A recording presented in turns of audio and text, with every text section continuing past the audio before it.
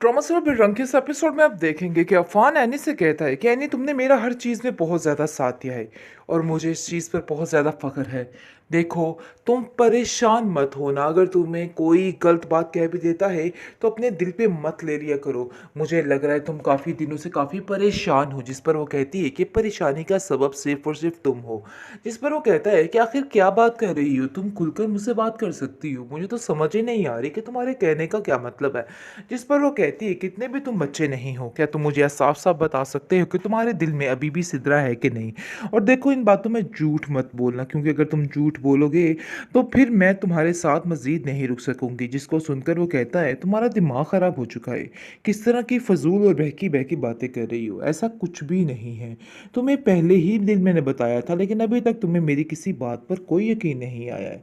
काश तुम्हें मेरी बात पर यकीन आ जाता और तुम ऐसा कभी भी ना सोचती। और मुझे अफसोस इस बात का हुआ है कि तुमने आखिर ये बात मुझसे पूछी ही क्यों है, क्योंकि तुम्हें तो मैंने बताया था, लेकिन इसका मतलब है कि तुम्हें मेरी बातों का यकीन नहीं हुआ है, जिसकी वजह से तुम ये सारा कुछ बार बार पूछने की कोशिश कर रही हो।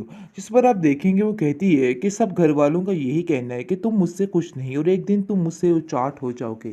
क्या इस बात में हकीकत है। जिस पर वो कहता है कि इन सब बातों को सुनने से पहले तुम्हें कुछ सोचना चाहिए था। तुम्हें बिल्कुल भी लिहाज नहीं रहा, आखिर किस तरह से तुमने इन लोगों की बातों पे यकीन कर लिया। काश तुम इन लोगों की बातों पे यकीन ना करती, और मुझे तुमने बहुत ज़्यादा ठेस पहुंचाई है, और इस चीज़ के लिए मैं तुम्हें कभी माफ़ नहीं करूंगा। खैर, आप देखेंगे कि वो कहती है कि तुम नहीं जानते, फिलहाल जो मसला चल रहा है मैं उस पर बात करनी चाहिए। मसला आखिरकार ये है कि मम्मी जान को मनाया जाए कि वो फरी से इस तरह के हालात जो है वो पैदा करने बंद कर दें और उसकी ज़िंदगी सुकून से गुजरने दें, क्योंकि ऐसा करना बिल्कुल भी ख़तरनाक हो सकता है फरी के लिए भी और उनके लिए भी, क्योंकि वो भी ज़्यादा देर उसके दूर नहीं रह सकते। तो सोच समझ लेता है। इतनी उल्टी बातें करके उस बेचारी का क्यों आप दिल जला रही हैं। आगे ही आपने उसके साथ बहुत ज़्यादा ज़्यादती की है। मज़ीद कोई भी ऐसी ज़्यादती मैं उसके साथ नहीं होने दूंगा। बस मैंने ये फैसला कर लिया है। इस पर फ़ाखरा कहती है कि नहीं, कि तुम चुप कर जाओ और मेरे मामलात में बोलने की कोई भी ज़रूरत नहीं है। मुझे पता है कि इन जैसे लोगों को किस तरीके से ट्रीट करना है। तुम नहीं जानते कि चंद ही दिनों में ये लड़की वहाँ से खुद वापस आ जाएगी। अगर ये लड़की वहाँ से वापस ना आई तो मेरा नाम बदलवा देना। जिस पर आप देखेंगे कि वो उसको कहती है कि ऐसा कभी नहीं होगा, लेकिन अंदर ही अंदर से वाकई में फरी इस बात से तंग आ चुकी है, लेकिन अपनी माँ के सामने कोई भी ऐसी बात नहीं करती।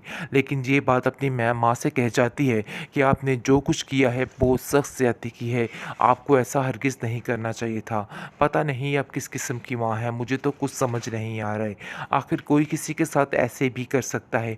जिस पर फ़ाखरा कहती है कि मुझ पर ये इल्ज़ामात लगाने बंद कर दो। शायद तुम गलती पर हो, तुम्हें पता है कि तुमने जो कुछ किया है इन सब बातों में सिर्फ़ और सिर्फ़ तुम्हारा कसूर है, और तुम मुझे इस तरह से ताने टिचने नहीं कर सकती हो। बस मैं तुम्हें इतनी बात समझाना चाहती हूँ कि आइंदा से कभी भी इधर का रुख दोबारा मत करना। एनी काफ़ी परेशान हो जाती है करके ये हालात देख के, और कहती है कि अब कैसी बातें कर रही हैं। देखिए, घर आई बेटी के साथ इस तरह से सलूक नहीं किया जाता है। ये सरासर ज़्यादती है। आपको कुछ तो सोचना होगा, कुछ तो लिहाज कीजिए।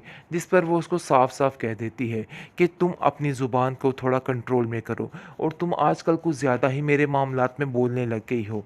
लेकिन आप देखेंगे कि आयमा जो है वो अपनी खाला जान का साथ देती हुई नज़र आ रही है, और कहती है कि आप जैसा कह रही हैं, जो कह रही हैं बिल्कुल ठीक है। आपका हर बाहर बिल्कुल ठीक है, क्योंकि मैं जानती हूँ कि ये सब लोग मिलकर आपसे धोखा कर रहे हैं और आप पर तरह तरह के इल्ज़ामात लगाने की कोशिश कर रहे हैं, लेकिन आप बिल्कुल ठीक कह रही हैं। अपनी बेटियों की ये हालत देखकर कोई हाल नहीं रह गया एनी की माँ का, और वो कहती है कि मैं जब भी देखती हूँ इमल को ऐसे, तो मेरा दिल कुड़ता रहता है और कुछ समझ नहीं आती कि आखिर इसके लिए क्या करूँ, क्योंकि मैं जानती हूँ कि मैं इसके लिए कुछ भी नहीं कर सकती। लेकिन अफसोस इस बात का रहेगा कि शहरयार ने जो कुछ किया वो बहुत ज़्यादा बुरा किया है।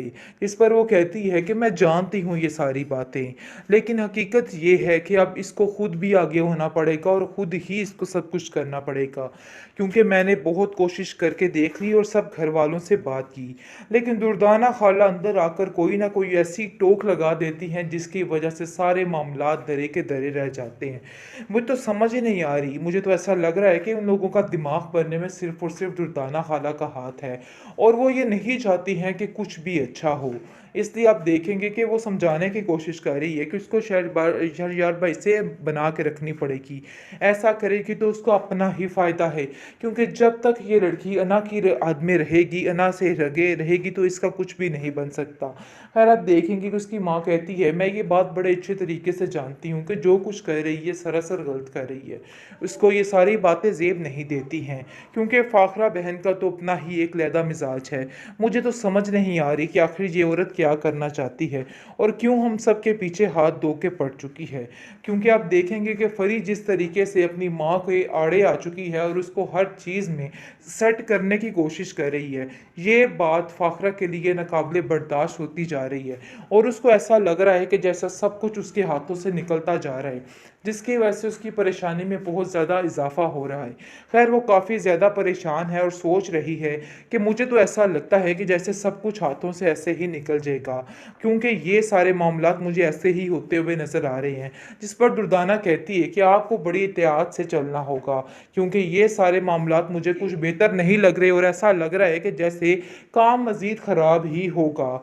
आगे से आप देखेंगे कि दुर्दाना जैसे ही इसको समझाती है और वो कहती है कि नहीं, अभी भी मुझे बाजी को हारना नहीं है, बल्कि इस बाजी को जीत कर ही सांस लेना है। इसलिए बेहतर यही है कि कोई भी मेरे मामलात में दखल अंदाजी ना करे। मैं खुद बहुत ज़्यादा तंग आ चुकी हूँ रोज़ की चिक चिक से। अब इसका मतलब ये थोड़ा है कि हर बात मान ली जाए, क्योंकि मैंने अपने तीनों बच्चों की बातें मान के बहुत ही बड़ी गलती कर दी है। मुझे तो ऐसा लगता है कि मुझे ऐसा कभी करना ही नहीं चाहिए था, क्योंकि अब सब मेरे हाथों से बाहर निकल चुके हैं और कुछ भी पता नहीं चल रहा कि आखिर ये चाहते क्या हैं और क्या करना चाह रहे हैं, क्योंकि ये लोग दिन ब दिन हद से ज़्यादा बढ़ते जा रहे हैं। आए दिन इन लोगों की कोई ऐसी नई फरमाइश सामने आ जाती है जिसकी वजह से मामलात काफ़ी ख़राब हो जाते हैं। मुझे तो लगता है कि अब इन लोगों से खुद ही निपटना पड़ेगा और इन लोगों को खुद ही तरीके से हैंडल करना होगा। जिस पर दुर्दाना कहती है, आप फिक्र मत करें, आप इन सब चीज़ों में अकेली नहीं हैं।